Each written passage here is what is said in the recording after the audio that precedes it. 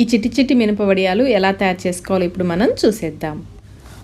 ముందుగా మినపప్పు నానపెట్టుకోవాలండి. ఇక్కడ నేను రైస్ కప్తో 2 కప్పుల మినపగుళ్ళని తీసుకున్నాను.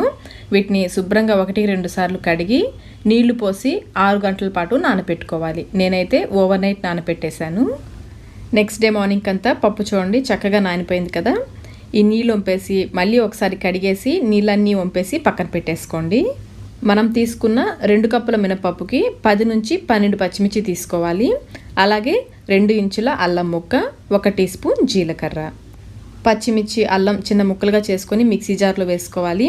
అలాగే జీలకర్ర కొంచెం 1/2 టీ స్పూన్ సాల్ట్ వేసుకొని కచ్చాపచ్చాగా గ్రైండ్ చేసుకోవాలి. చూడండి ఈ విధంగా గ్రైండ్ చేసుకొని పక్కన పెట్టేసుకోండి. ఇప్పుడు గ్రైండర్ని ఆన్ చేసుకొని ముందు కొంచెం 2 స్పూన్లు నీళ్లు పోసుకొని నానపెట్టుకున్న మినపప్పుని నీళ్ళేమీ లేకుండా వేసుకోవాలండి. పప్పు అంతా